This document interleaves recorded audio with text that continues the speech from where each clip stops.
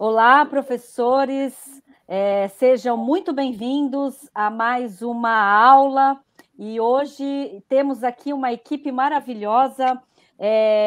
O tema de hoje da nossa aula é educação antirracista. Então, em primeiro lugar, eu gostaria de agradecer a participação de todos e de todas.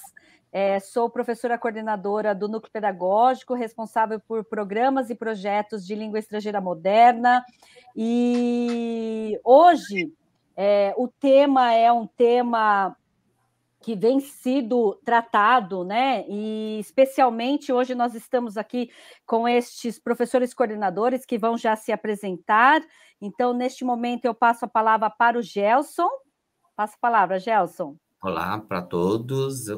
Sou responsável aí, né, por história, né, mas respondo também pelas outros componentes curriculares aí. Estou aqui hoje, como a Márcia falou, para falar de educação antirracista. Estamos aqui para falar de educação antirracista e eu também faço parte aí da diretoria de ensino, faço parte da comissão aí responsável pelos direitos humanos, tanto da educação étnico-racial como da diversidade sexual e de gênero. Passo para a Lilian. Olá, tudo bem com vocês? Eu sou a Lilian, sou professora de língua portuguesa, estou como PCNP dos anos finais. Estou muito contente de estar aqui com essa equipe e muito feliz de receber agora este aprendizado, de participar deste estudo, né, desse momento que é muito importante, como a Márcia falou, um tema muito importante que precisa ser desenvolvido dentro das nossas escolas.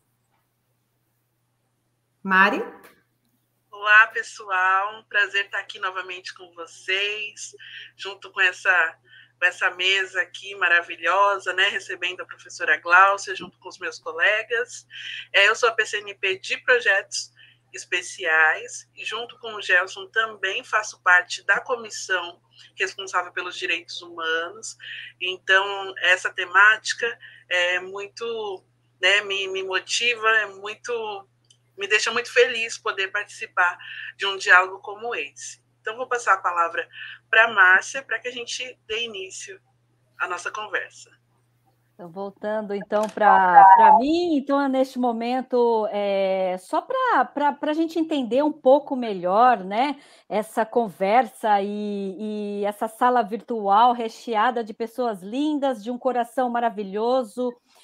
Tive o grande prazer de acompanhar um congresso internacional em julho e eu pude ter a grande sorte de ter conhecido a professora que vocês vão conhecer daqui a pouco, mas desde já eu agradeço, Gláucia, em nome da Diretoria de Ensino da Região Suzano, o aceite a esse convite, por estar aí compartilhando o seu conhecimento, a sua experiência, e muito me chamou a atenção num congresso que a sua professora orientadora, ela apresentou a sua tese, né? Falou um pouco da sua tese, e aquilo me tocou enquanto professora de língua inglesa, e eu falei assim, poxa vida, espero que em alguma oportunidade eu possa estar aí encontrando essa professora, tendo um prazer de bater um papo, e hoje, olha que fantástica, ela está aqui, e eu gostaria, então, para que a gente entendesse um pouquinho por que Márcia Buto e os colegas estão aí trabalhando essa temática, eu gostaria de chamar o Gelson, né, Gelson? E o Gelson vai contextualizar um pouquinho desse trabalho que a Secretaria da Educação do Estado de São Paulo vem realizando em relação a essa temática. Então, passo a palavra para você, Gelson. Tá, então, Gláucia, então eu vou contextualizar um pouco aqui quais são as ações da nossa secretaria com a educação antirracista. Nós temos a secretaria tem um centro de inclusão que tem como o intuito garantir o direito à educação com qualidade e equidade, né? O objetivo desse centro é desenvolver materiais didáticos pedagógicos adequados para os estudantes das escolas indígenas e quilombolas. Recentemente foi criado um grupo de pesquisa para a elaboração de materiais de educação antirracista. Esse grupo participam 16 profissionais, né? Então, é pela resolução 62, SE 62, de 11/12/2017.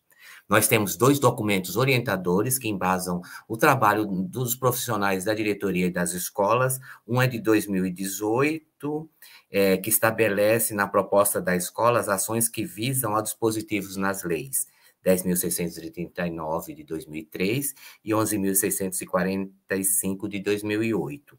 O outro documento orientador de 2021, apoio às modalidades, ele exemplifica essa articulação da educação étnico-raciais com o currículo e o trabalho em todas as áreas do conhecimento, em todos os componentes. Então, desse documento orientador de 2021. A Secretaria também fez formação agora conosco do núcleo pedagógico, conosco, os formadores da DE, sobre educação antirracista, que foi agora no segundo semestre, né? Foram 2 dias, o dia 2 e o dia 3 de setembro. Fez formação aí para nós.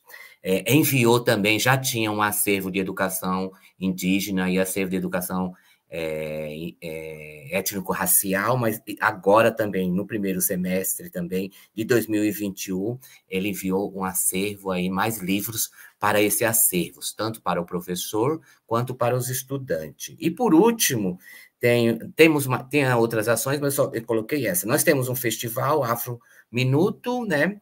Em 2020, quem foi o escolhido para fazer vídeo foi o Milton Santos, e esse ano, em 2021, é o Lima Barreto. Então, essas são algumas das ações, e no final, antes do final, eu vou te fazer uma pergunta sobre essas ações aqui da Secretaria. Passo a palavra.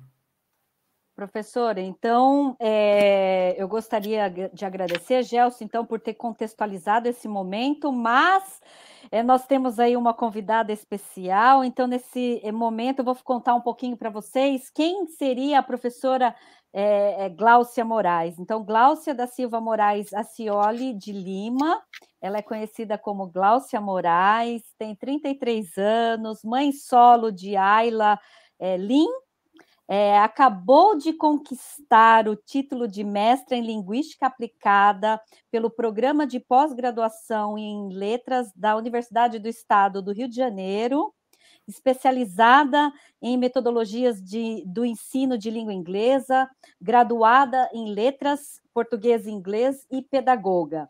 Atualmente, a Gláucia é professora de inglês no programa bilíngue da Secretaria Municipal de Educação do Rio de Janeiro, no Complexo do Maré, na Escola Municipal Vereadora Marielle Franco e também no Centro Integrado de Educação Pública, CIEP, Juscelino Kubitschek, em Manguinhos, com o Programa de Apoio aos Sistemas de Ensino ao Atendimento à Educação de Jovens e Adultos, que é o PEJA, e conselheira consultiva do British Council em projetos como o Steering Group para aprimoramento do ensino de inglês no Brasil, com expertise em educação e plurilingüe em comunidades em áreas conflagradas, na EJA, no ensino de aprendizagem de língua inglesa para minorias. Nossa, professora, eu estou encantada com a sua biodata, parabéns, viu? Então, neste momento, eu passo a palavra aí para a nossa maravilhosa convidada especial, professora Gláucia. Com você, o palco virtual é seu, professora. Gratidão por esse momento, por apresentar um pouquinho da minha trajetória. É muito gratificante poder dividir, né, e saber que, né, eu soube desse, como você tinha dito, Márcia, dessa apresentação, né, minha orientadora Janaína, ela comentou, estava já na véspera, né, da defesa, praticamente, e aí eu fiquei muito feliz, as pessoas mandaram mensagem, né, e eu, até então eu não tinha ideia dos impactos que a pesquisa iria trazer em diferentes contextos, né, em diferentes regiões, né, do nosso país, né, e ao mesmo tempo é gratificante ouvir, né, das pessoas assim, nossa, eu me identifico na sua história, eu me vi dentro da sua história, da sua trajetória, né, e ao mesmo tempo perceber, né, que a academia em si, ela começou a abrir, né, os ouvidos para poder ter, digamos assim, entender todo o contexto, né? Não é a pesquisa só pela pesquisa, mas sim existe uma bagagem ali atrás dessa pesquisa, existe uma história de lutas, de dores, né, de alegrias, e isso também precisa ser considerado não só para o acadêmico em si, mas para esse aluno, que a gente também está ali no chão de sala, no dia a dia, né? Da mesma forma que eu preciso ter essa escutativa com ele também, né? O que tem, né, nessa bagagem desse aluno ali que está comigo no dia a dia, mesmo 2, 3 vezes na semana, algumas horas por dia, o que ele carrega, né? Quais são as motivações dele estar ali, né? Quais são as histórias, né, do contexto, não só atual, mas dos seus ancestrais, né? Que carga é essa que ele está trazendo e que traz impacto, sim, na nossa prática, né? Então, para mim, está sendo, assim, dentro da minha pesquisa, não tem como não falar da educação antirracista, é um desdobramento, sim, é uma situação para todos, né, e todas, e está sendo um prazer, sim, trazer isso, poder contribuir de alguma forma para poder isso se multiplicar. Eu acho que essa é a ideia. Nossa, maravilhoso, maravilhoso, professora. Muito bom. Eu fiz uma apresentação no PowerPoint para poder guiar, né, nosso bate-papo aqui, né, ficar um pouco mais fácil acesso para todos, né, compreenderem o que a gente está tentando trazer. Então, deixa eu compartilhar aqui a tela com vocês. Janela.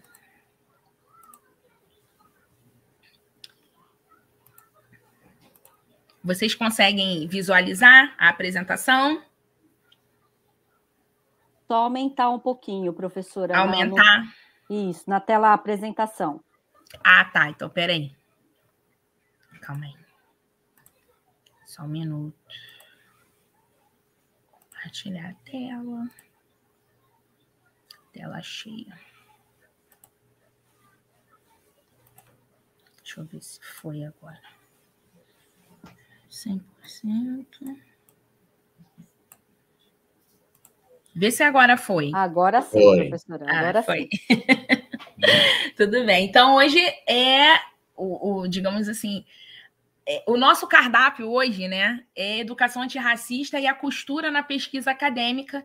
E eu vou estar dialogando, né, depois de trazer um pouquinho dessa abordagem, né, como eu disse, um desdobramento na minha pesquisa, vou falar um pouquinho, né, sobre a minha pesquisa em si, que também tem muito a ver com essas práticas de educação antirracista. Como vocês já me apresentaram, eu sou a Gláucia Moraes, minha orientadora é a professora doutora Ana Cardoso, e eu sou da UERJ, aqui do Rio, dentro da área de linguística. Bom,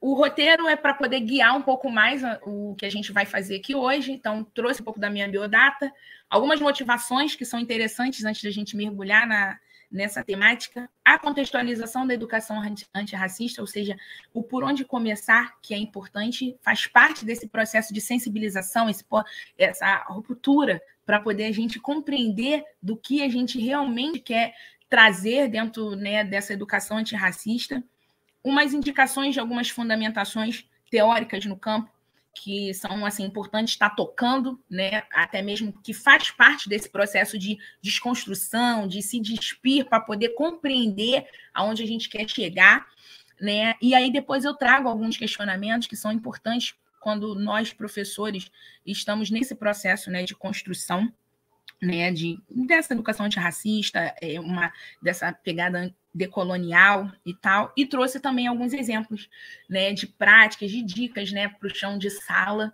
né, que possam estar sendo incorporados, né, é só um caráter colaborativo, tá? No dia a dia, né, das nossas atividades. No caso aqui, especificamente, eu estou trazendo dentro da minha área, do meu expertise, que é a língua inglesa, mas, claro, tudo pode ser adaptado, né, para outras disciplinas, sim, do currículo, até porque elas precisam estar dialogando. Eu falo, não tem como eu estar ali somente tratando a língua inglesa sem abarcar o pessoal da história, da sociologia, geografia, porque tudo isso está dentro dessa construção. Entendeu? Então, existe a integração e essa integração é importante, sim, para que possa funcionar, que possa realmente ter. E aí depois eu trago um pouquinho da minha pesquisa, né? E aí vocês também podem perguntar ao longo da apresentação ou deixar para o final as dúvidas, e tem o meu contato, que eu acho importante a gente sempre estabelecer essas conexões, tá? Bom, aqui é a minha biodata, que vocês já já tomaram conhecimento, né? Eu atualmente sou professora de inglês do município aqui do Rio de Janeiro. Trabalho na Escola Vereadora Marielle Franco, dentro do conjunto de 16 favelas no Complexo da Maré. Acabei de me formar, né, pelo mestrado em Linguística, sou formada em Letras e Pedagogia, e também tenho a minha atuação com a educação de jovens e adultos no Manguinhos, né, à noite.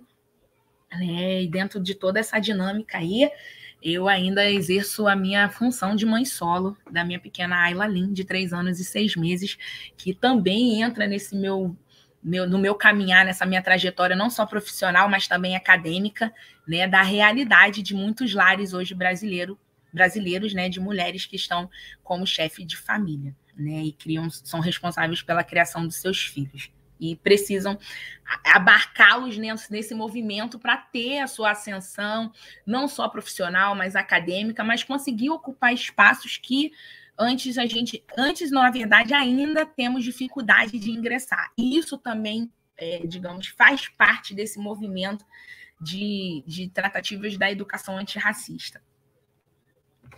Bom, eu trago para vocês um pouco das motivações para o estudo, porque eu acho que todo estudo, mesmo que seja um desdobramento, mesmo que seja uma simples pesquisa ou um simples artigo, ele tem, né, uma gênese ali, né? E a gênese minha são as motivações, né? Essas trajetórias, todos os percursos, tudo que aconteceu ao longo dessa minha caminhada e que impactou diretamente nas escolhas, né? Digamos assim, na escrita e ao chegar até aqui, esse momento de estar dividindo um pouco desse conhecimento com vocês. Aqui na foto sou eu e a minha filha, na entrada do Complexo da Maré, né? E, no caso, a minha motivação vem disso, né? Dessa minha origem, dessa minha raiz, desse reconhecimento do local, né, onde tudo começou. Então, eu nasci no Complexo do Alemão e cresci no Complexo da Maré, né? Vivi a realidade de 2 grandes favelas na cidade do Rio de Janeiro, né? Com um índice assim, socioeconômico bem baixo e de violência muito latente, né? Junto com isso, né, e que até motivou a minha pesquisa, ter a minha atuação dentro do programa bilíngue, de escolas públicas bilíngues, né, na rede municipal do Rio, ao longo de todos esses anos. Trago também a questão do reconhecimento, né, da minha representatividade enquanto mulher preta dentro do ensino de língua inglesa, que no decorrer da nossa apresentação aqui hoje, vocês vão compreender o porquê ainda é assim, algo assim, surpreendente estar nesse ambiente, né, que ainda assim, majoritariamente é ocupado por pessoas brancas, né? Então ainda é difícil se manter nesse espaço, ainda temos muitas lutas, há muitas quebras aí para poder conseguir não só entrar, mas conseguir a manutenção de estar nesse ambiente, que é um grande ponto também dentro das nossas questões antirracistas, né? E o protagonismo apresentado ao longo do tempo, né, na divulgação, né, dessa iniciativa, né, de educação pública bilíngue, né, de tentar levar, né, para o mundo, né, essa possibilidade, a realidade dentro desses 2 universos, né, que eu vivenciei e vivencio. Então, a motivação e as motivações estão, né, em tudo isso, né, abarcando tudo isso. Quando a gente pensa na questão de contextualização, né, de educação antirracista, daí fala, nossa, então lá vem história, né? Vem, já vai, vou sentar. Não. Isso é interessante, né? Porque eu penso que a contextualização, você começa a trazer elementos, né, para as pessoas começarem a quebrar um pouco daquilo que elas antes defendiam como única vertente ou como única linha de pensamento, ou aquilo que, olha, eu passei ouvindo isso, então é isso que eu defendo, é isso que eu acredito. E aí chega um determinado momento da vida desse docente que, conforme a movimentação, né, social, né, esse movimento todo que a sociedade vai fazendo, e você começa a perceber as mudanças ali na sua frente dentro da sala de aula, e você não consegue perceber por que você não consegue alcançar aquele aluno. e é a hora que você precisa parar, entendeu? E compreender o que está no seu entorno, né? O compreender não é simplesmente observar, e sim começar a se sensibilizar, se responsabilizar.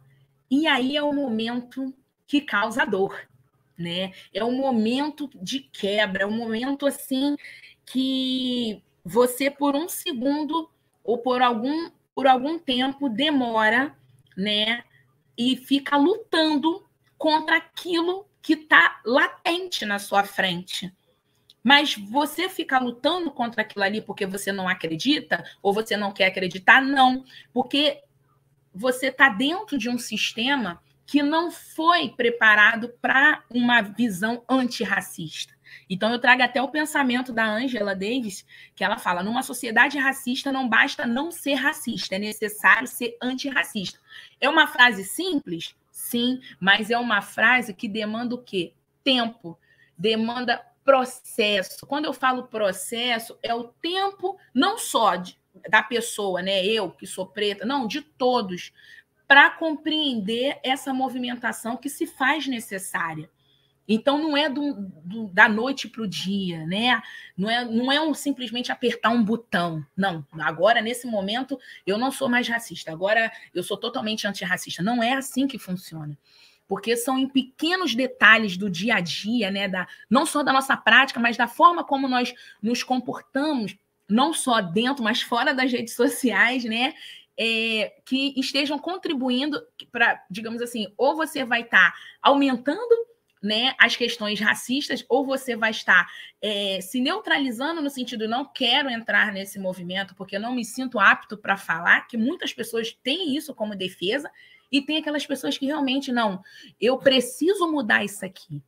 Então, assim, a gente, nesse movimento, né, de ter práticas antirracistas, a gente passa por N oscilações, né, de como fazer, né, por onde começar. Nós, nesse momento, né, de incorporação, de internalizar a questão da educação antirracista, eu vejo a gente muitas vezes como uma criança recém-chegada a esse mundo e que precisa, né, desse apoio, precisa perceber o ambiente, precisa se inteirar disso para aquilo ali auxiliar na composição, né, no crescimento, no desenvolvimento. E só que isso acontece com a gente na fase adulta, hoje, depois de inúmeras gerações. E é aí a nossa dificuldade de romper, entendeu? Com tudo que a gente viu, ouviu ao longo de toda a nossa trajetória. E aí eu começo com uma coisa que eu adoro, ver os dados falarem, né? Por quê? Quando eu falei que a gente trata a educação antirracista, a gente tem que ir no Gênesis, né? A gente tem que entender ali a base, começar por tudo, né? Compreender, até mesmo antes da gente chegar lá na ponta, lá na sala de aula, né? No chão de sala, de trazer informações, de mudar a nossa prática, a gente precisa enriquecer a nossa bagagem, a gente precisa, digamos, começar a movimentar a nossa mente de que tem desigualdades, que existem, são reais.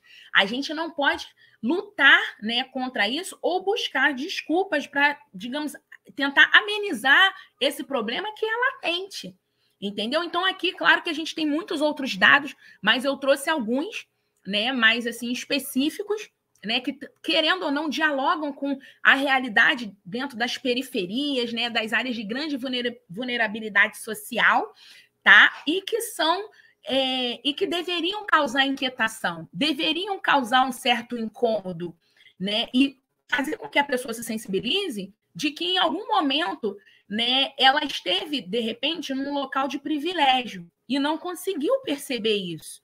Ou a pessoa está dentro dessas estatísticas, mas ela acha que não faz parte daquilo ali.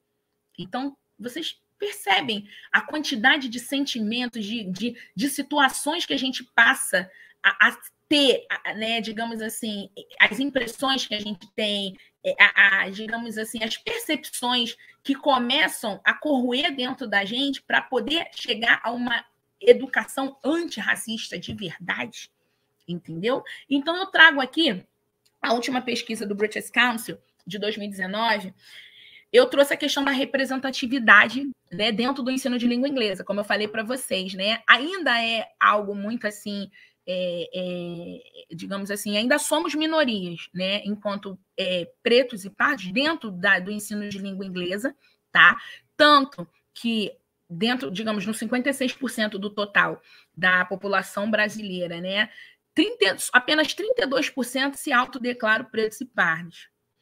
E aí eu entro aqui nesses 28% que não se declaram. E aí você vai falar assim, poxa, mas 28% é pouca coisa. É pouca coisa? Não, é muita coisa.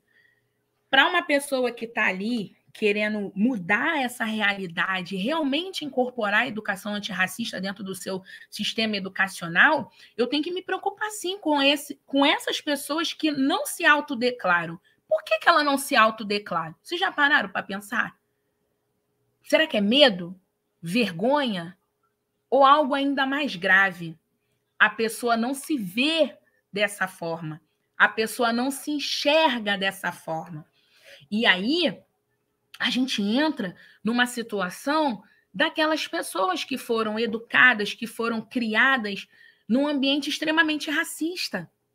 Não, quando eu falo ambiente, não é só o universo escolar, não. São dentro dos seus lares, dentro daquele ambiente. A minha mãe precisava trabalhar na casa de pessoas, né? Esses são os relatos, né?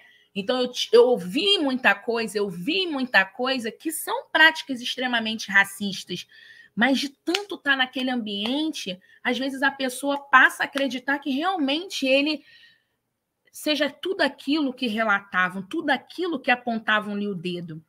E aí chega um dado momento da vida que aquele profissional ou aquele indivíduo, ele prefere não se manifestar, não dizer quem ele é. Ele se perde dentro da sua própria identidade. Ou, na verdade, tem medo de realmente enxergar que ele pertence àquela minoria de grande vulnerabilidade, onde as desigualdades tocam com mais facilidade, né? E nesse universo aqui de ensino de língua inglesa, as mulheres estão em maior número, somos 80%. Ou seja, o homem preto, ele ainda também está em muita desvantagem, mas a desvantagem que ele está, social, tem outros fatores por trás dele, né? A questão da violência, são os que mais morrem, né? Entra a questão da evasão escolar também. Por conta da violência também, acabam saindo das escolas, entendeu? Acabam não tendo, perdendo a oportunidade de estar frequentando, né? E poder se manter vivo pelo menos 10 minutos dentro de um dia, sem ser vítima da violência, de qualquer tipo de violência. Então, assim, são dados que chocam, mas que faz parte desse processo quando estamos pensando em educação antirracista. Eu preciso saber aonde eu estou tocando, aonde eu estou pisando. Que Brasil é esse que eu nunca consegui ver antes? Ou me apresentaram de uma outra forma, com outro olhar, entendeu? E aí eu entro na questão da escolaridade, né? As mulheres, né? Eu peguei aqui, digamos, o ponto dos dados em relação às mulheres acima de 25 anos. Vocês estão vendo que há diferenças. Enquanto a mulher branca ela consegue ficar 9 anos dentro do ensino formal, a mulher preta ela fica em média 7 anos. 7, vamos lá. 7, 8, né? Então, assim, essa diferença aí de 2 anos, né? Para a gente pode ser muito pouco. Mas na hora lá do mundo do trabalho, na hora de ingressar na universidade, né, nos altos estudos, né, na hora de ter as oportunidades, né, de ocupar os espaços, esses 2 anos que lhe foi tirado faz diferença. E muita diferença, mesmo tendo, digamos assim, vindo dos mesmos sistemas de ensino e tudo. E são assim, anos, e assim, mais uma vez, por trás desses dados, tem outras temáticas, tem outras problemáticas. Esses 2 anos que lhes são tirados dialoga diretamente com outro dado que uma vez o IBGE também mostrou, né? Que enquanto as mulheres brancas ficam gastam em torno de... Oi, filha, desculpa. Gastam em torno de 10 horas do seu dia com afazeres domésticos ou cuidando de pessoas. Quando eu falo cuidando de pessoas dentro da casa, envolve principalmente filhos. A mulher preta, ela gasta 18 horas. Então, essas 18 horas que ela gasta na semana cuidando, se dedicando, né, a pessoas da família e dos afazeres domésticos, não dialoga também com esses 2 anos que ela perde dentro da educação formal e que lá na frente vai fazer uma diferença impactante, vai dialogar com outros dados. Então, são esses questionamentos que a gente precisa. Quando aquele aluno, naquela aluna nossa, né, fala, principalmente nesse período que estamos vivendo da pandemia, que fala assim, professora, eu não fiz o meu trabalho, porque eu tive que tomar conta do meu irmão caçula para minha mãe trabalhar. Às vezes, a reação que o professor tem é que vai fazer a diferença na motivação dessa menina querer continuar. Se eu dou uma resposta do tipo, esse é o problema do Brasil todo, aquela aluna pode se calar, não te dar uma resposta, mas aquilo ali vai ecoar dentro dela. Aquilo ali vai ficar latente dentro dela. Mas se você acolhe, se você tenta compreender a realidade, eu sei que a realidade nossa dentro da escola pública, muitas vezes, 30, 35 alunos, é difícil ter voz ativa, escutativa, com todas as realidades, né? A gente vive 1000 realidades todos os dias, mas tudo é a sensibilidade que a gente tem de compreender. Aí eu penso, se eu sou aquele professor que eu já tenho acesso a esses dados e eu sei que existe essa desigualdade, de repente a minha prática e o meu olhar para essa devolutiva da aluna vai ser outra. Então, vocês estão entendendo a importância da gente mergulhar nas questões dos dados, nas questões dos teóricos que alimentam essa questão da educação antirracista antes da gente pensar um planejamento para a nossa turma?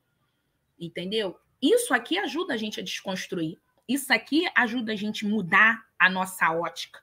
E isso faz parte, já que estamos nessa tentativa de educação antirracista. E aí eu chego na questão, né, da evasão, que eu já tinha falado com vocês. Aí a gente entra nas questões de remuneração. O mundo do trabalho. Mulheres negras ganham menos da metade dos salários dos homens brancos. Quando eu penso isso dentro de uma pirâmide, não é só um degrau. Eu estou dizendo que essa mulher preta, ela ganha menos do que o homem branco, ganha menos do que o homem preto e menos do que a mulher branca. Ela está lá embaixo. E esses impactos, eu digo, né, essa mulher também é que está compondo o dado, né, de alto índice de desemprego. Né? Quando eu falo alto índice de desemprego, de ocupação formal, porque muitas tiveram que ir, sim, para a informalidade, já que, né, a gente tem aí um quadro de 11 milhões de mães que cuidam, né, criam seus filhos sozinhos, né, que são a mãe solo, muitas delas, por não ter esse suporte que a gente fala do Estado na questão de escolas, o suficiente para poder elas terem o acesso dos filhos à educação e, ao mesmo tempo, com isso, poder voltar ao mercado, mamãe, entendeu? Tudo isso... Mamãe. Só um minuto. Tá ótimo. Tudo isso, né, faz parte, né, desse movimento de compreender esses dados. Mãe, minha cozinha tá molhada. Vou resolver agora. Só um minuto, gente. E eu estou fazendo parte dessa estatística. Ai. Aqui. Mãe, olha, Glauce, é muito interessante, né? Eu acho que esses dados que você traz, né? Eu fiz um levantamento, uma estatística recente de 4 de março, né? Desse ano, a estatística do IBGE, né? Esses dados que você traz é muito interessante. Inclusive, um desses dados que muito me chamou muita atenção também, além do que você falou do mundo do trabalho, né? Tem um dado aqui que também me deixou, assim, como você diz, né? Traz essa realidade. Mulheres pretas e mulheres pardas encontram-se subrepresentadas entre as vereadoras eleitas, né? Sim. Olha, olha na política ainda, né? Então, é muito interessante quando você traz os dados da questão do próprio, quando você trouxe no início, né, a questão que fala sobre se autodeclarar, né? Nossa, eu acho que isso é tudo. Eu faço um curso, Gláucia, e a gente teve que levantar dados justamente de nós mulheres, né? E muito me surpreendeu os dados que foram levantados, né? A gente teve que procurar alguns dados, e quando você traz essa questão dessa autodeclaração, de não se autodeclarar, né? Também é um dado assim importante para que nós possamos aí de alguma forma, enquanto educadores, pensarmos em políticas públicas, né? No sentido de o que fazer com esses dados, né? Você traz os dados do British Council, eu tive acesso, né, a esses dados também, por um outro trabalho voluntário que eu faço de professores da rede pública, e a gente leu todos esses dados que trouxeram o British Council, né? Faço parte do Public School SIG, e a gente leu, se debruçou nesses dados. Então, parabéns por você ter trazido esses dados, viu, Gláucia? E em relação à filhinha, nem esquenta, porque por enquanto eles não apareceram aqui, mas meus 2 filhos estão por aqui também, viu? Eu queria também, completando essa fala da Márcia, já puxando esse gancho, né? Me chamou muito a atenção esse exemplo que você deu sobre a aluna na sala de aula, que não fez o trabalho porque está cuidando do irmão, por diversos outros contextos, por desacreditar em si mesma, muitas vezes desistir naquele momento, porque esses dados, eles estão sentados nas nossas salas, eles estão lá diante de nós, eles estão às nossas frentes, né? E eles estão também buscando a sua motivação, como você falou, né, no início, para eles darem sequência. Então, esses números todos, eles estão ali bem diante de nós, e cada dia sendo reafirmado para eles que eles não pertencem a determinados lugares, que determinado estudo não pertence a eles, que determinados espaços não pertencem a eles, e a importância desse olhar de todas as áreas da educação para reverter esse quadro e para trazer essa motivação. E eu estou muito curiosa e ansiosa para o restante aí da sua história, porque eu também, como professora de inglês, né, me identifico demais com essa sua visão, e eu quero muito conhecer mais profundamente esse seu trabalho, a sua pesquisa, viu? Até aqui, nossa, eu estou deslumbrada com a sua fala. Gláucia está sem som.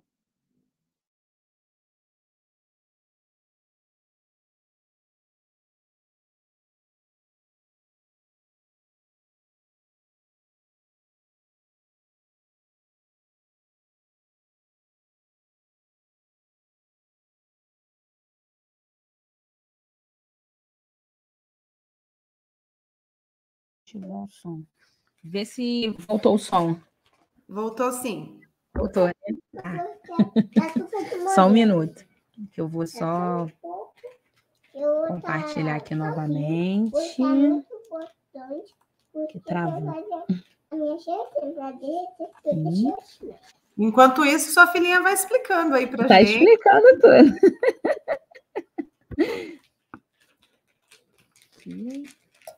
Eu fui na casa da Dina e eu fui na casa da Dina. Vê se vocês estão conseguindo visualizar. Está subindo, Gláucia.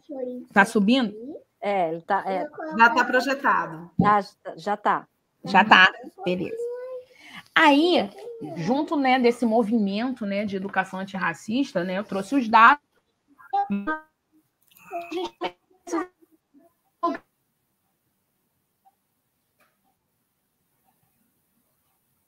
Eu acho que a internet... Olá. Um pouquinho. Será que ela caiu? Não, Gláucia, voltou. Aqui eu trouxe alguns exemplos, tá? Claro que tem muito mais, daria aqui várias apresentações, mas eu trouxe alguns que eu acho que a gente precisa estar tocando quando a gente pensa, né, em educação antirracista, em abordagem decolonial.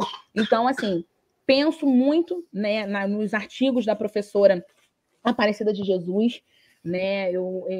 Ela tem assim um olhar, né, principalmente dentro do campo da língua inglesa, mas dialoga com outras áreas também, né, que é interessante você ter esse contato quando a gente pensa em educação antirracista. As leis, tá, que a gente não pode abrir mão, foi até o que o professor Gelson falou no início, né, da nossa conversa, né, da importância, né, para ter essas iniciativas, né?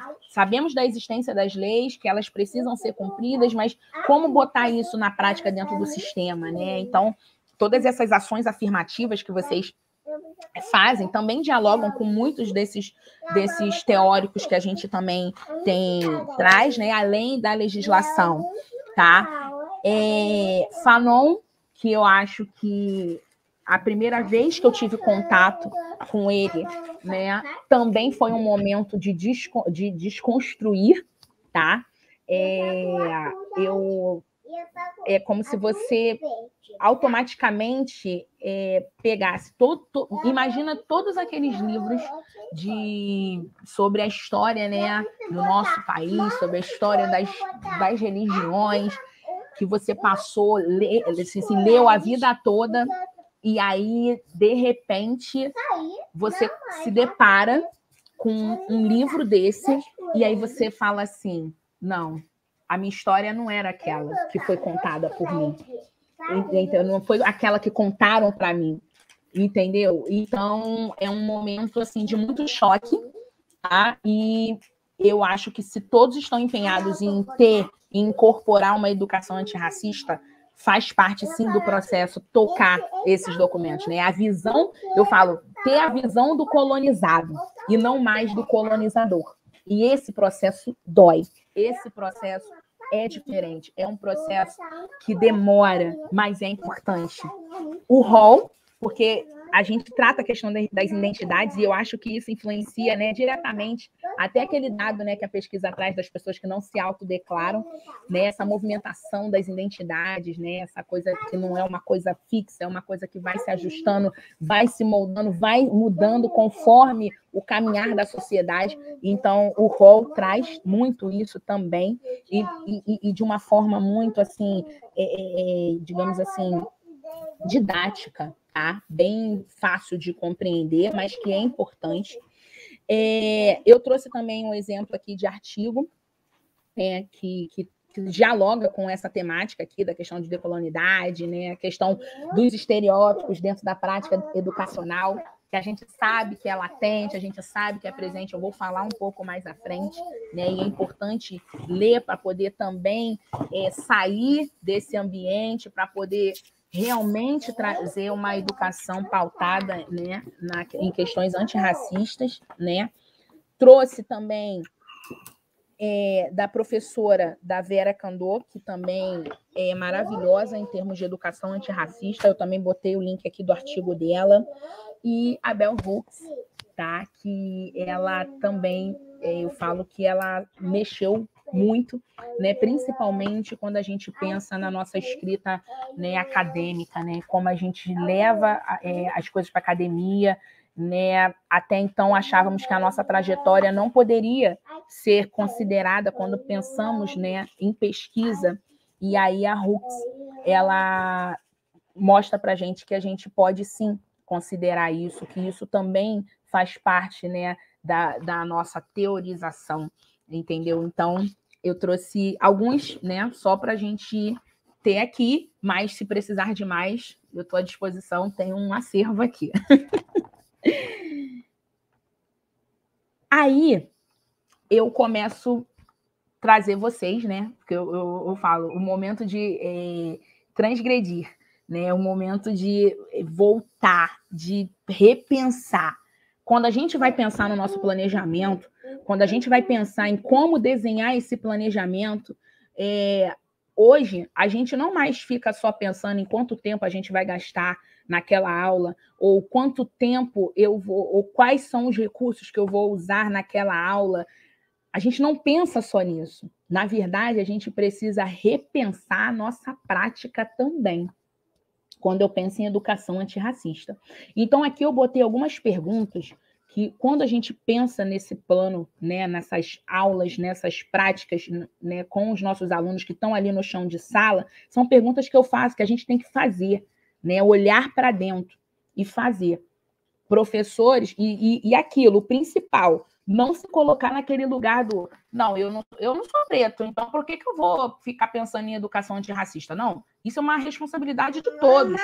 Todos temos que ter esse pensamento. Eu, como mulher preta, mas você, como pessoa branca, também. Entendeu? Todos os envolvidos. Quando eu falo todos, são todos.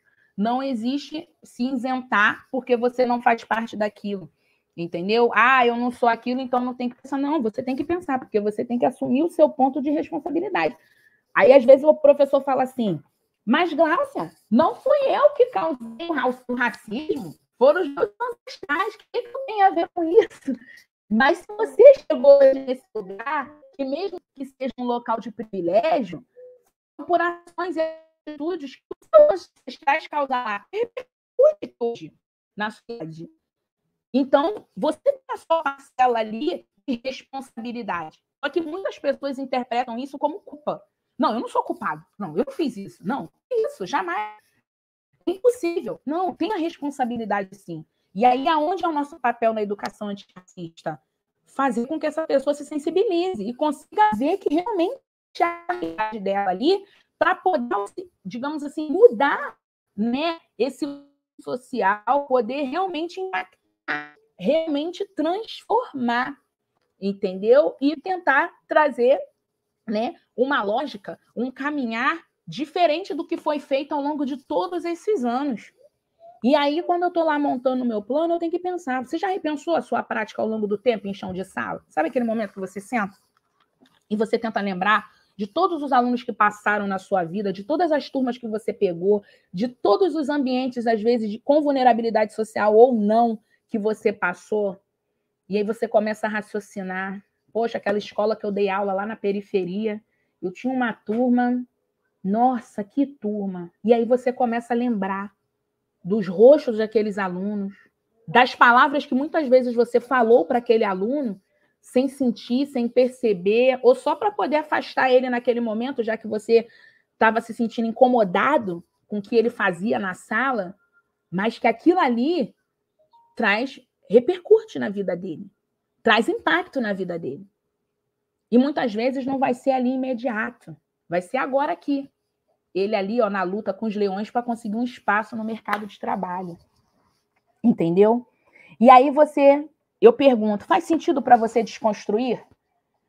Quando eu pergunto isso, ou quando eu faço essa pergunta para mim, significa que eu estou no ponto de querer me sensibilizar, de querer, não é viver, me colocar ali, ó, na mesma situação que o outro. Não é isso. Ah, hoje eu vou viver a realidade de um aluno preto de periferia. Não é isso. Eu quero dizer se faz sentido para você tudo aquilo que lhe foi ensinado ao longo da sua vida toda, lhe foi apontado de que se era vindo de uma pessoa preta não servia, e se aquela pessoa preta não prestava, se aquela pessoa preta tem cara de ladrão.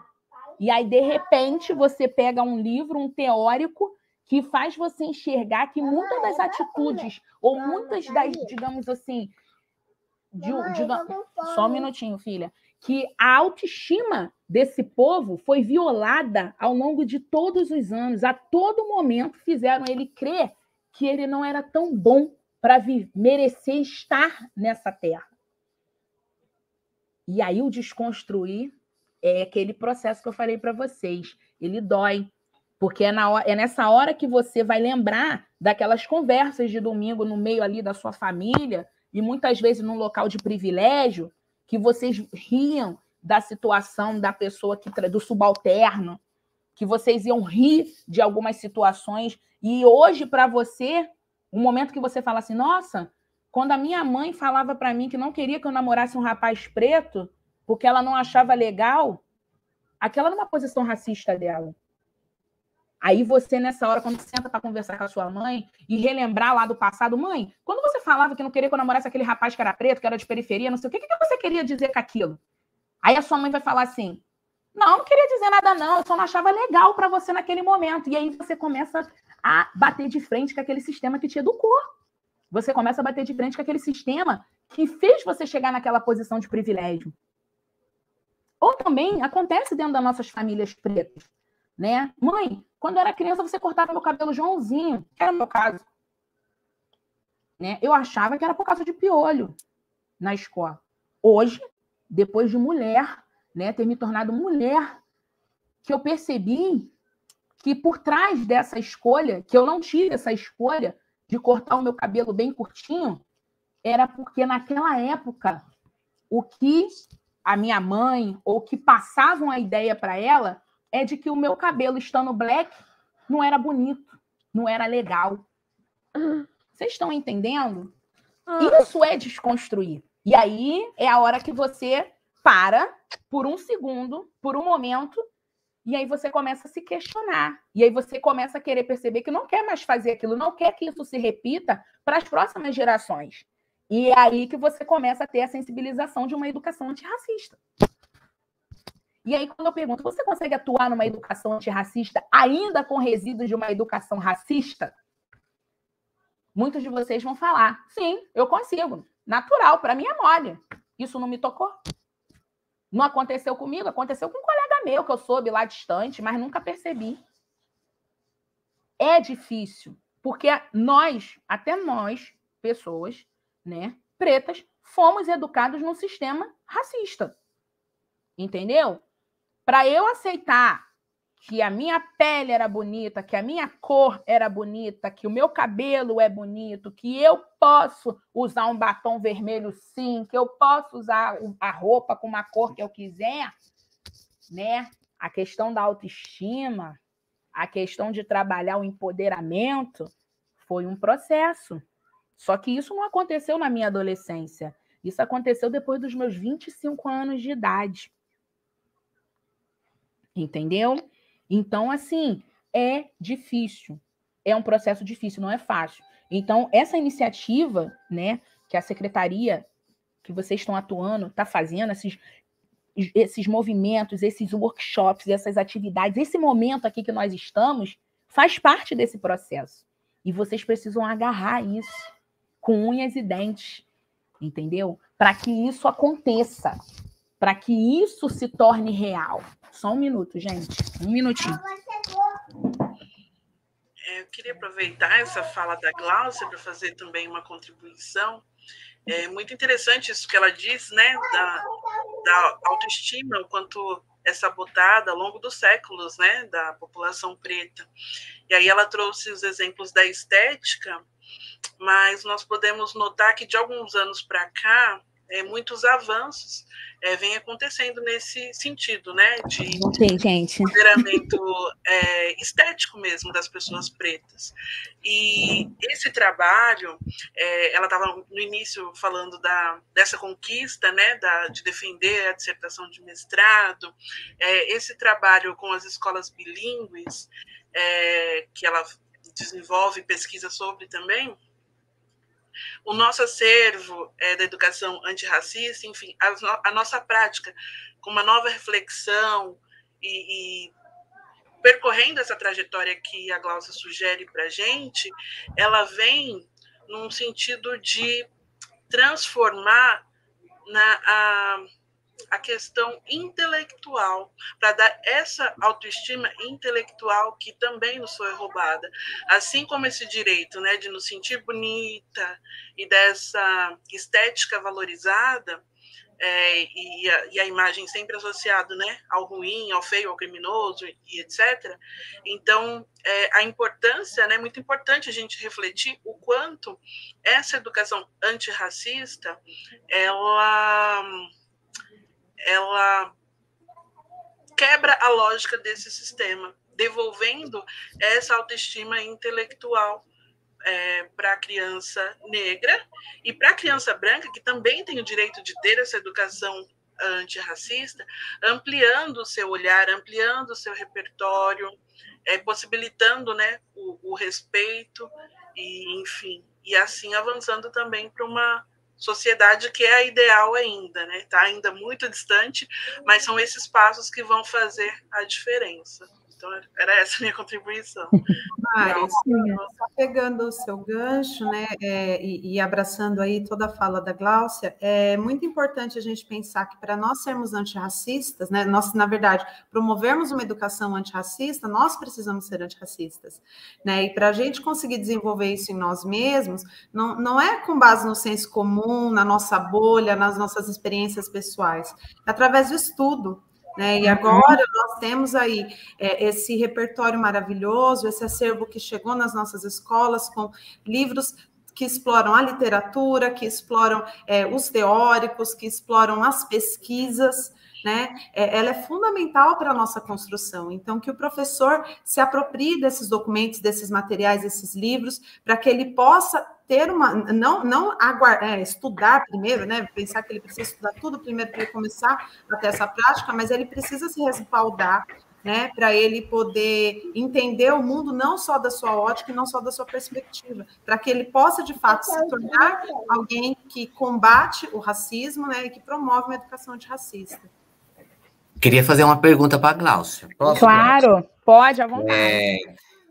Assim, você está falando dessa formação, e essa formação é muito importante que na escola seja uma formação que pense num coletivo, mas eu vou voltar um pouco atrás quando você fala que muitos professores não querem entrar nesse movimento, eu não tenho uma formação inicial eu não tenho uma formação, eu não recebi uma formação in loco para trabalhar. Eu queria perguntar para você o seguinte, nós nos formamos no caminho, andando, correndo.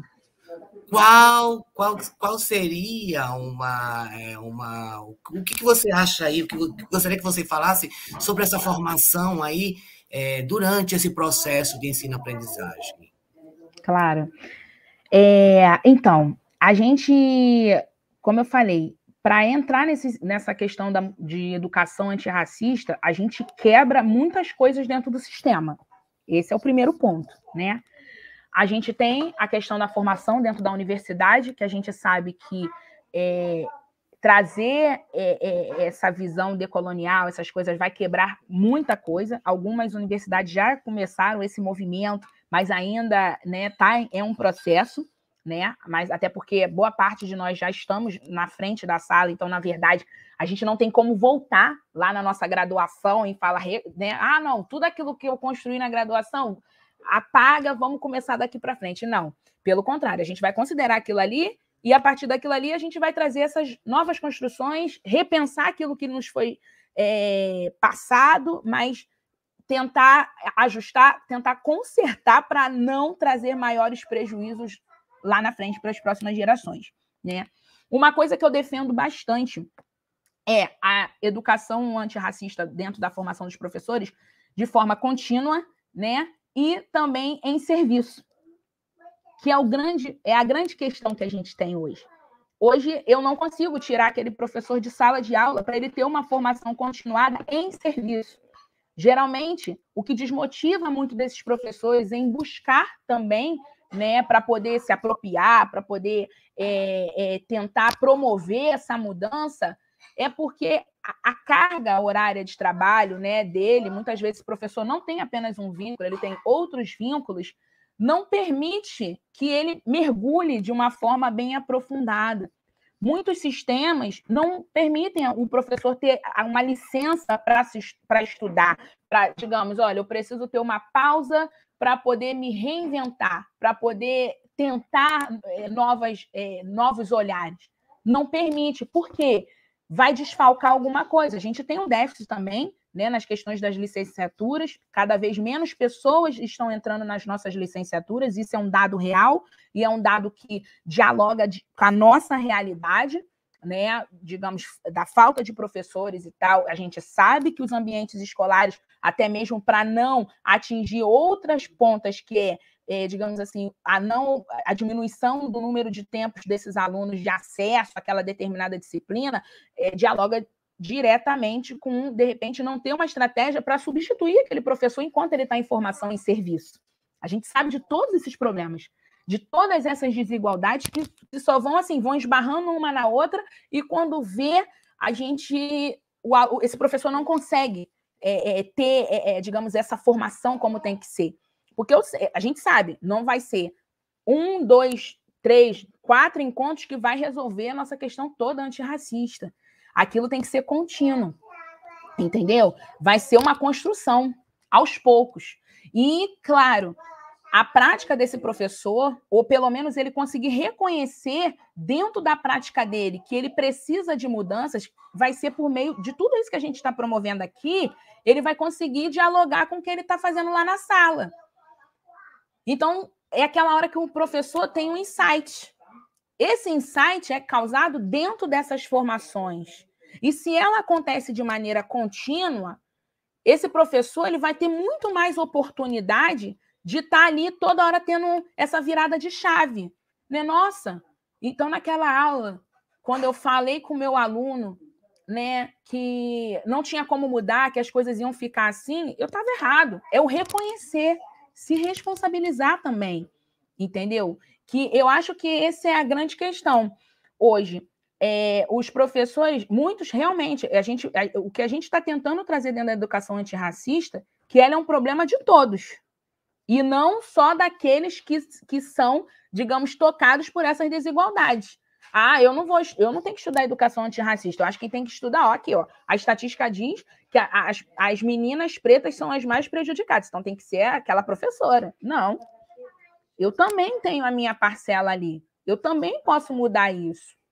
Então, assim, a conscientização, né, para a sensibilização faz parte dessa formação, e que ela não pode ser, digamos, de forma periódica, ela precisa ser contínua. Só assim que a gente vai começar a fazer grandes movimentos, começando pelos micros, né, sistemas, aí, pelos pequenos ambientes, e daí começar a chegar de uma maneira mais ampla, até se tornar uma política pública, né, na verdade, que compreendam que é para todos, entendeu? Um dever de todos, e não só de alguns, entendeu? Então, eu acho que dentro desse movimento que a gente está fazendo, né, o principal é fazer esse professor perceber que ele também faz parte disso, entendeu? Que é a dificuldade que a gente tem. Eu não vou... Como é que é isso? Educação crítica, decolonial? O que é isso? Antirracista? Porque passa, muitas vezes, a gente sabe, dentro do ambiente escolar, essa impressão o problema não é meu. Sim, o problema é seu. Porque você está naquele ambiente com aquele aluno. O que a gente pode fazer para mudar aquilo ali? Desconstruir aquilo que eu carrego? Desconstruir para poder entender aquele mundo daquele aluno? Sair do topo ali da montanha e descer para poder enxergar de perto quais são as minhas realidades? Professora Gláucia, maravilhosas suas palavras. Eu queria também só fazer um gancho no sentido que muito me chamou a atenção quando eu li o título da sua tese, né? Que tem o seguinte título: Can we favelados speak in English? E eu não sei se vai fazer parte, né, do próximo slide. Mas eu queria que você pudesse trazer essa questão, né? Eu acredito que todos aí estejam aí bastante curiosos. Claro. Para quem eu acredito que todos saibam, can we favelados speak in English, né? Nós podemos aí falar, favelados falar inglês. Então, conta um pouquinho. Não sei se está mais para frente. Está mais para frente. Está mais para frente. Tá ótimo. Sobre o título, com certeza. E isso, para chegar a esse título, eu quebrei muitas barreiras. Para chegar a esse título, eu tive que trazer a trajetória, a periferia, não da forma pejorativa, como digamos, relatado, muitas vezes, é apontado, entendeu? Eu tive que trazer, isso aqui foi um ganho de muita autoestima, que eu fui trabalhando ao longo de muitos anos, digamos, não, esse é o meu lugar. Eu não quero um título que seja aquele título, né? Digamos que fale assim, mais bonitinho de se ver, mais aceitável. Não, é a realidade, entendeu? É como eu me vejo, é como eu me enxergo dentro dessa sociedade, entendeu? Mas eu vou falar mais à frente. Aí eu também trouxe, né? Você consegue desenvolver atividades que despertem a sensibilização, né? O que a gente chama, né, dar o protagonismo para o aluno, desenvolver, sensibilizá-lo. Sensibilizá-lo não é fazê-lo chorar.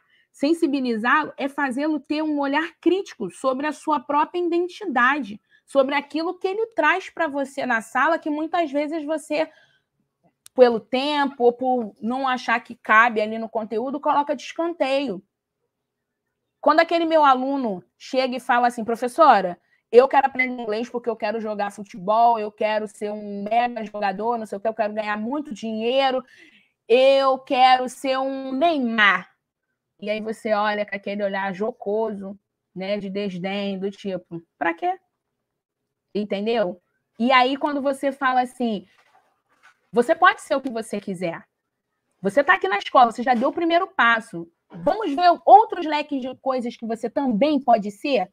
Quando você devolve esse aluno, quando você traz esse choque de autoestima para ele, de que, nossa, a professora disse que eu posso ser o que eu quiser. Nós, professores, temos um grande poder na nossa fala. Um grande poder na nossa fala. A gente levanta, mas a gente também detona um aluno. Só que essa parte do detonar, quando a gente pensa numa educação antirracista, é o que a gente quer quebrar. Entendeu? É o que a gente quer mudar. E às vezes, assim, é sério, a gente não faz de forma proposital. Eu percebo colegas de trabalho que não. Você vê que é, sim, resíduo de uma educação racista, que é difícil desconstruir, é difícil quebrar. O que ele fala de uma forma natural, para ele não sabe o quanto aquilo ali o cara ouviu não, ouviu centenas de não na vida dele. E aí ouvir daquele que está ali tentando, né, que está à frente ali todos os dias, mais um não, aquele não parece que pesa um pouco, assim, pesa muito mais. Eu tive professores ao longo da vida que sempre levantaram a minha autoestima, né, sempre me cativaram bastante, mas eu sei que não é a realidade de todos, entendeu? Então, hoje, como professora, eu falo, deu certo, isso funcionou, foi bacana, né, esse levante, esse empoderamento. Tinha professores lá atrás que já faziam isso comigo, entendeu? Eu também tive professores que me colocaram lá embaixo. Mas eu acho que o percentual de professores que me colocaram lá em cima foi tão grande que os que me colocaram lá embaixo foi assim, de uma forma, não teve tanto impacto, entendeu? E aí eu tô aqui hoje com vocês, porque alguém lá atrás acreditou em mim. Muitos lá atrás acreditaram. E é isso que a gente quer, né? É essa sensibilização que a gente também quer trazer ao nosso professor, entendeu? Nessa educação antirracista. E aí, claro, se você se propõe mudar a partir dessa sensibilização e responsabilização das questões em sala de aula. Esse daí já é um outro passo. Todas essas perguntas aqui é o que vocês precisam se fazer também. Né? É um momento mesmo de busca, de reconhecimento, de repensar, de perceber a nossa responsabilidade. Não estou dizendo que tudo é culpa do professor, não é isso não, gente. Pelo contrário, eu estou vendo ali as ações que a gente, mesmo ali no nosso trabalho de formiga todos os dias na escola, o quanto ali, naquela movimentação, mesmo que tímida, a gente pode estar mudando, né? A gente pode estar contribuindo e salvando muitas vidas. Entenderam? Eu posso só dar uma palavra? Claro. Bem rápido. E eu não quero me esquecer dela. Isso tudo que você disse precisa ser muito lembrado pelo professor agora nesse momento de retorno, né, da pandemia. Porque quem que são os nossos alunos que vão ser mais afetados? Quem vão ser os alunos que não estudaram porque não tiveram acesso ao celular, porque não tiveram que trabalhar, porque tiveram que cuidar dos irmãos? Então, esse refletir, a gente começa, né, a fazer esse movimento antirracista, trazendo essa reflexão para este momento de retorno agora, né? E para como que a gente vai avaliar e trabalhar a recuperação desse aluno daqui para frente também. Com certeza. Com certeza. A pandemia, né, em si, isso aí é só um parêntese, tá, gente? Até mesmo agora, quando eu retornei, né, ao presencial, na minha escola lá da Maré, eu percebia nos grupos, né, do WhatsApp, de poucos alunos que tinham acesso ao WhatsApp, a reclamação, assim, dos responsáveis sobre o sistema em si, né, no geral, né? E aí eu comecei a perceber, né, muitas mães falando, né, poxa, professora, eu já tenho uma carga tão grande de trabalho, ainda tenho, aí, ou eu vou ensinar, ajudar meu filho nas aulas de inglês, ou eu vou fazer português e matemática. Eu estou até escrevendo um artigo sobre isso, quando uma pandemia exclui uma língua adicional. Eu fiz um levantamento com alguns alunos, algumas turmas minhas, fiz um formulário mesmo, para poder entrar essa questão socioemocional também, que faz parte dessa construção, principalmente nesse período de pandemia. E, assim, quando eu questionei aos responsáveis, né, como seu filho se sentia durante, né, o ápice da pandemia, e aí muitos sinalizaram, né, desmotivado, frustrado e tal. E aí, quando eu devolvi, aí eu fiz a mesma pergunta, mas direcionada aos responsáveis, né? Como você, responsável, se sentiu durante a pandemia fazendo as atividades de inglês? Foi unânime, frustrado, sobrecarregado. E aí, quando eu perguntei quais foram os pontos que mais te tocaram durante a pandemia, o primeiro foi a fome, o segundo, o desemprego, e o terceiro, o luto, pela perda dos familiares pela pandemia. Então, aquilo ali, eu fiz essa pesquisa por conta própria para poder saber qual aluno que eu estava, o aluno que, quando paralisou as aulas em março de 2020, não é o mesmo aluno que está sendo devolvido para mim agora, nesse retorno presencial. Esse aluno se modificou, as famílias se modificaram. A avó que morava sozinha, passou a ter dificuldade financeira, teve que morar com a mãe desse aluno que já criava esse aluno sozinho.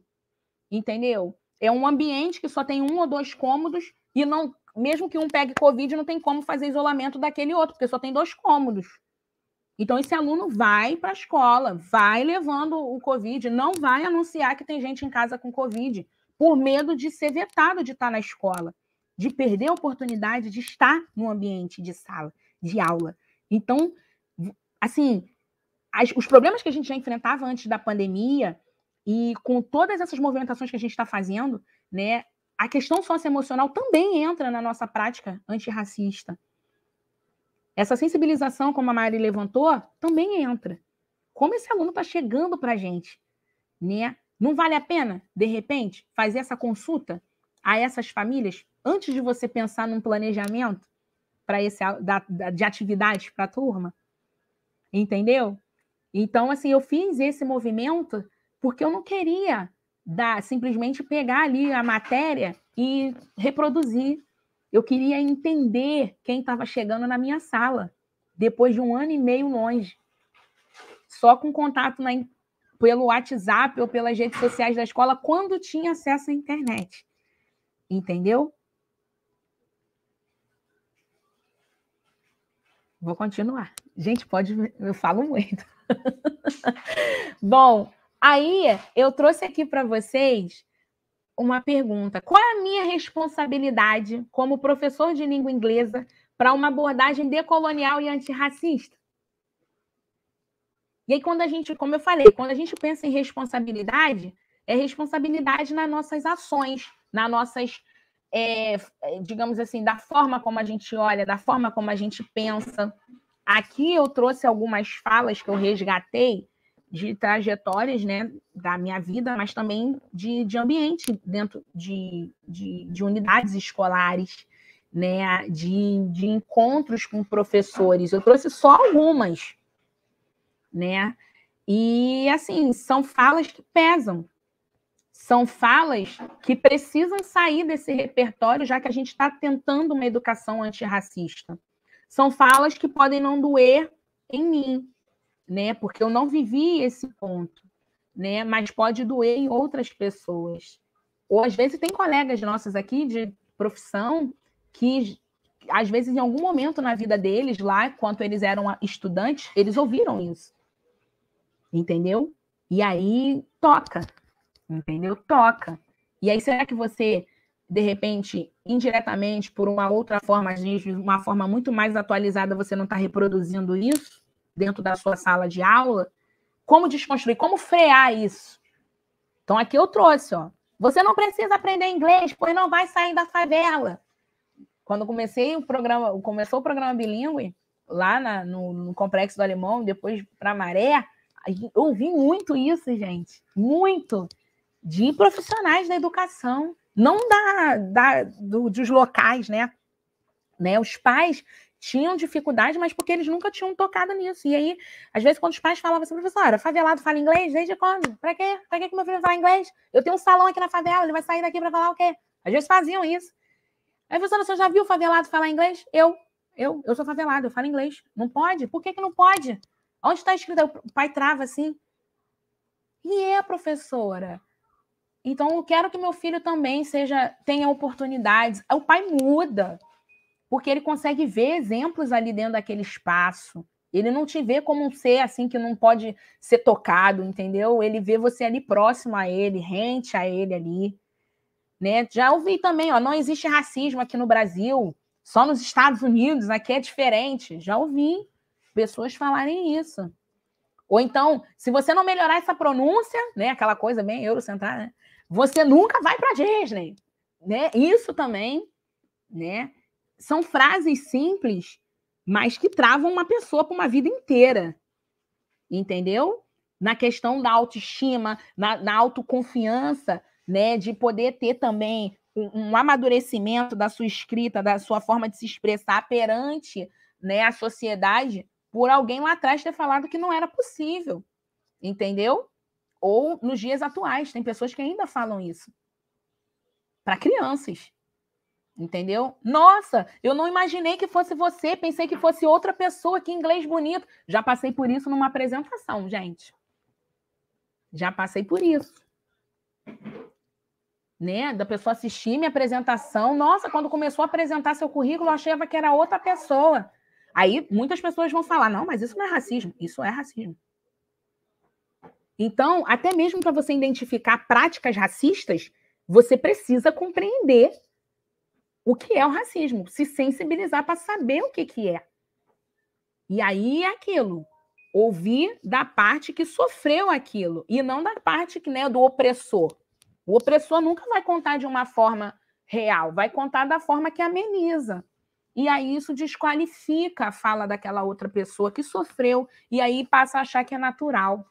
E aí não é justo com as nossas crianças, né? Essa geração agora, da minha filha e tal, que eu também faço questão, sim, que ela tenha uma educação antirracista, né? É difícil desconstruir, é difícil, porque são vários ambientes que frequenta, mas nem todos estão com essa visão, entendeu? Então é um processo.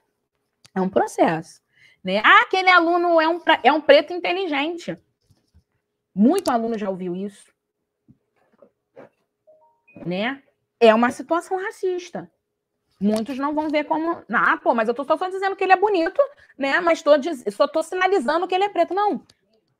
Aquele aluno, o João, dê nome a ele, identifique esse aluno, ele merece ter a sua identidade valorizada. Aquele meu aluno João, ele é lindo. Por que eu vou salientar a cor dele? Porque não é bonito? E aí, quando você traz esses questionamentos, as pessoas ficam sem graça, né? Aí fica, não, mas eu não quis dizer isso, não, eu tava brincando. Né? É muito isso, né? Vocês agora devem estar assim, tentando lembrar, né? Nossa, será que eu passei por uma situação dessa? Não percebi? Demora, mas aos poucos a gente vai reaprendendo, na verdade, entendeu? Reaprendendo, né? A forma de se posicionar, a forma de se dirigir às pessoas, né? É um processo, é um aprendizado. Né? Aquele aluno pretinho, até que ele consegue aprender inglês. Ou seja, você já parte do princípio que o cara não vai aprender. Isso é difícil. Porque você passa a botar uma régua uma régua que exclui. Uma régua que exclui. E aí, sem perceber, você está ali privando esse aluno, né, de mostrar o potencial dele. Eu já li um artigo que até a cor do aluno influencia muitas vezes até na forma de avaliação que o professor tem sobre ele. Avaliação do desempenho desse aluno. Isso aí é ainda mais grave. É ainda mais grave. E, ó, eu não sou racista. Eu tenho amigos que são negros. Quanta gente não já falou isso? O fato de você andar com pessoas pretas não te faz menos racista. Não te torna antirracista. Né? Ou então fala, não, eu participei até de projetos sociais que ajudavam pessoas pretas. Como é que eu sou racista? Já ouvi muito isso.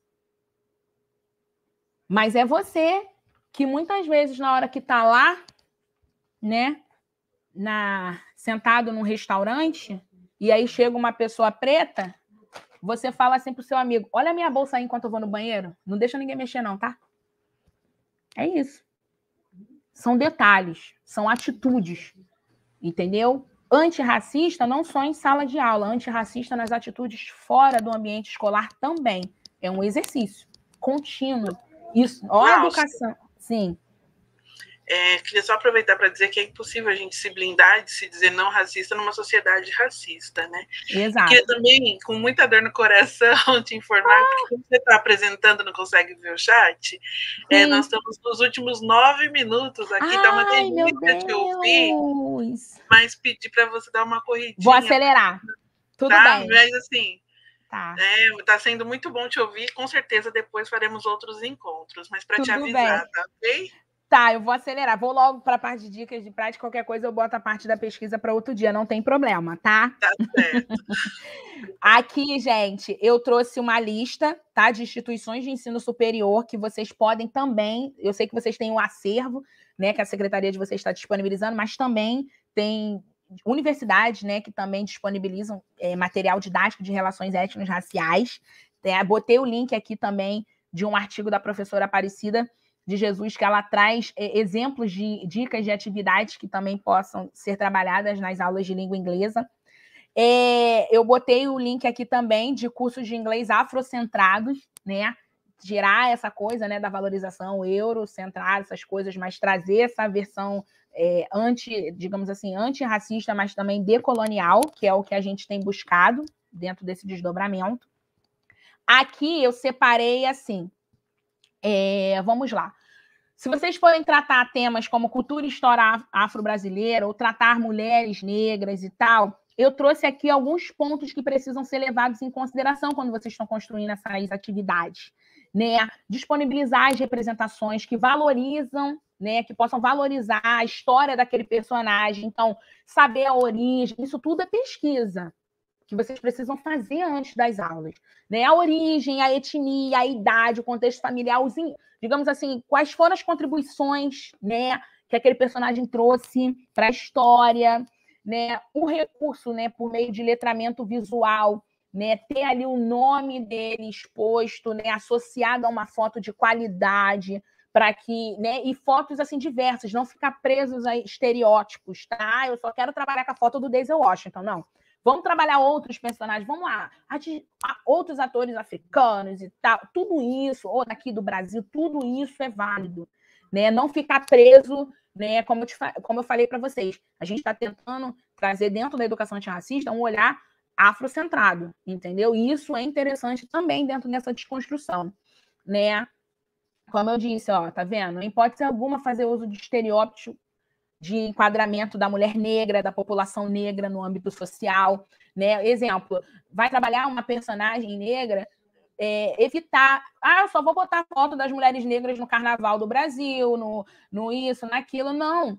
Bote elas na ciência, bote elas ali em outros locais, em outros universos, para mostrar um leque de possibilidades que elas também podem alcançar, né? Atente-se aos vocabulários, né? Como eu disse para vocês, eu botei um link aqui como se fosse uma cartilha, né, que ajuda. Claro que tem muitas coisas, mas vocês podem se apoiar inicialmente, né, com falas, né, racistas que precisam ser tiradas do nosso dia a dia. Então, vou botar seu nome na lista negra. Não, que isso? Lista restrita. Né? Nesse período pandêmico, a gente ouviu muito isso por conta dos países, né, que vetaram o acesso de pessoas. Então, eu percebi até nos jornais, né, às vezes, a dificuldade da pessoa na hora de se expressar. Você percebia que a pessoa ia falar lista negra, e depois, não, lista vermelha ou restrita. Né? Tem dificuldade porque é uma coisa, infelizmente, culturalmente internalizado e é difícil desconstruir, mas está indo. Né? Denegrir por difamar, assim, lápis de cor de pele, não, é lápis bege ou cor, né, rosa claro. Tudo isso são desconstruções dentro da política antirracista.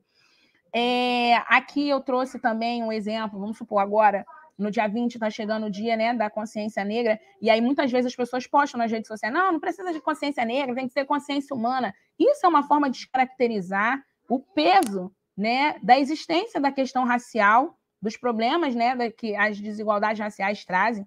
Então, jamais você tente amenizar, né, ou usar uma coisa que é para ser uma denúncia racial, né, e tentar usar aquilo como não acontece, ou não dar importância, ou desqualificar. E é importante ter essa escuta ativa da pessoa que sofre o racismo, entendeu? Isso é um ponto muito interessante. Aí aqui também, responsabilidade na escolha dos materiais de representação, como eu disse para vocês. Então, vou fazer um trabalho com os alunos da educação infantil para representar o cabelo crespo, por que você vai botar bombril? Entendeu? Não, você usa outras coisas, outros tipos de material que represente o cabelo crespo, cacheado. Evitar usar roupas que digamos assim, de personagens. Vou montar uma peça teatral na escola, aí para caracterizar o menino preto, você vai botar roupas largadas, roupas que dê uma ideia de que não é bem cuidado. Tudo isso, a gente tem que ter esse zelo, esse cuidado, né, dentro desse processo. Né? Trazer possibilidades fora do eixo, né, que eu falei, eurocentrado. Né, apostar, né, em abordagens decoloniais. Né? Aí eu trouxe aqui um exemplo. Né? Você vai trabalhar o tema food and drink. Então, African food in Brazil. Né? Clothes, vai trabalhar roupas. Um exemplo. Né? Estilos, né, de roupas, né, da África que você pode... Ou trazer exemplos de estilistas pretos, né? Tudo isso são assim, possibilidades. Claro que tem um leque assim, de coisas, eu trouxe só alguns exemplos.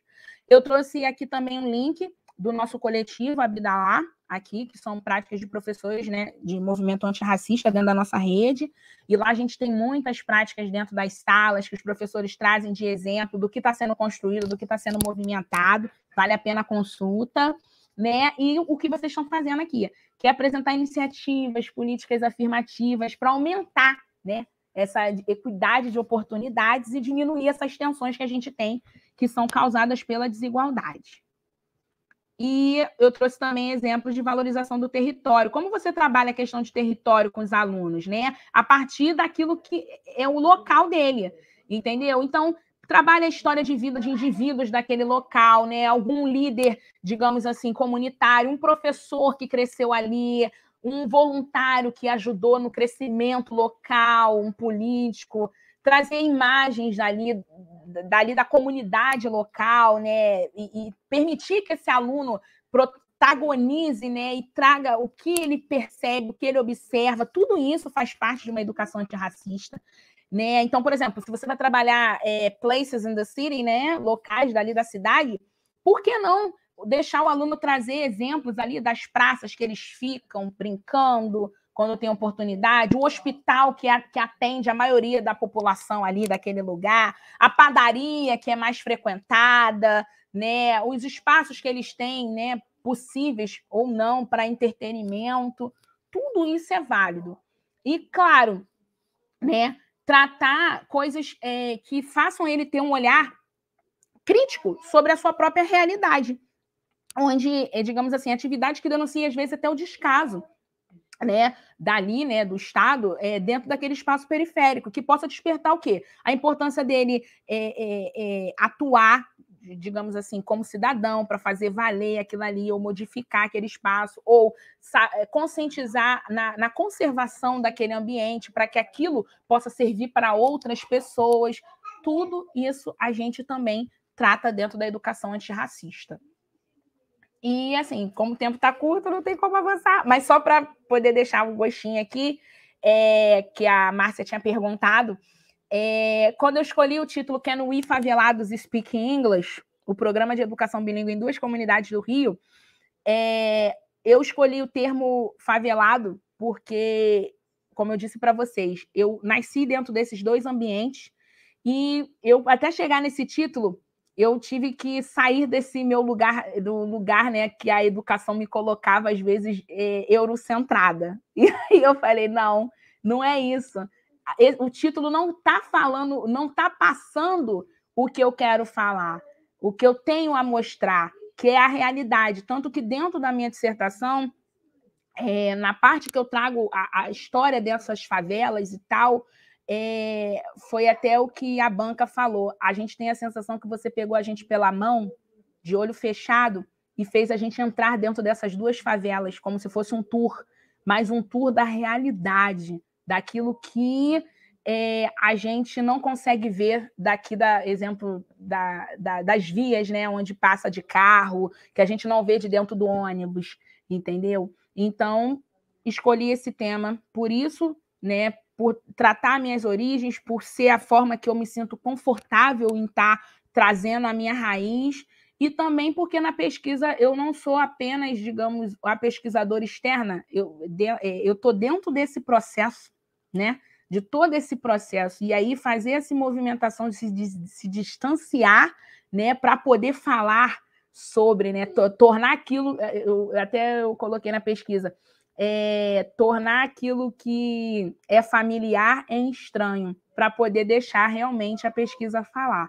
Então, a pesquisa trouxe bons frutos, né? A gente conseguiu trazer, né, uma pesquisa que ela não tem fim nesse caso, ela continua, né, com vários desdobramentos, mas ela, pelo que conseguiu ser apontado na visão não só dos professores, né, e dos gestores, foi indicado que o que faz a diferença é a dedicação, né, que esses professores têm, né, tanto o professor de generalista quanto o professor de língua adicional dentro desse ambiente, e poder despertar essa questão da representatividade dessas minorias dentro desses espaços. É isso. Nossa, gente, eu gostaria aí de agradecer, né, Glaucia, eu estou encantada. Eu acho que há momentos ali que foi muito o engalfinhar, sabe assim, aquela coisa de mergulhar e machucar e mexer. Eu acho que quando você traz a questão de inicial, né? Vamos transgredir. Tenha certeza que transgrediu demais essa concepção como educadora, como professora de inglês. Gratidão, Glaucia, por ter trazido todas essas suas colocações. Eu vou ficar com aquela coisa lá, Glaucia, quando você vai voltar para contar esse seu trabalho? Porque claro, eu já li essa questão que você trouxe dos professores seus que leram, eu já li uma parte e estou muito encantada, mas eu não vou falar, mas vou querer que você fale, com certeza. Porque como a gente não tem acesso, né? Eu nunca estive, eu já tive realmente uma grande visão do que sejam as 2 comunidades, mas eu vou deixar para você, e eu passo a palavra para os meus colegas darem aí as concepções finais. Então, gratidão mais uma vez, Glaucia, e outras vezes teremos aí para você contar um pouco mais do trabalho acadêmico, claro. Tá bom? Um grande abraço e um beijo para você. Eu acho que ela vai precisar fazer a formação continuada com a gente, hein, Glaucia? Top, tô dentro. Vai voltar aqui para trazer mais, para falar de suas experiências e para compartilhar o seu trabalho, que eu também estou muito interessada, muito curiosa para ler. Eu tenho certeza que os nossos professores da nossa rede também vão ficar muito curiosos, muito interessados e aprenderam muito com você hoje. Obrigada demais por esse seu momento, pela sua doação. Obrigada, agradeço sua filhinha aí por ter dividido a mãe dela com a gente. Tá? E nós estamos muito felizes de verdade de ter compartilhado esse momento com você. Gláucia, obrigado aí pela aula aí. E obrigado pela reflexão aí, para a gente começar a romper com essa educação aí eurocentrada que tanto você falou aí. Eu fiquei com essa educação eurocentrada na cabeça. Muito obrigado. Eu que agradeço. Também gostaria de agradecer. Márcia, muito obrigada pela oportunidade de estar aqui dialogando com vocês. Glaucio, obrigada, né, por toda a sua partilha, seu conhecimento. Aos meus colegas também, né, sempre pela troca. E os professores que estão nos assistindo também, grande abraço. E o meu desejo é que, né, vocês estejam abertos para essas palavras, se deixem tocar e que a gente avance aí na construção de uma educação antirracista e superando todas essas desigualdades que nos afligem. Um abraço para todos. Gente, até mais. Obrigada. Obrigada. Depois dessas palavras lindas da Mari, então a gente encerra a aula de hoje, agradecendo mais uma vez. Professora, gratidão. Gratidão também. Espero poder contribuir cada vez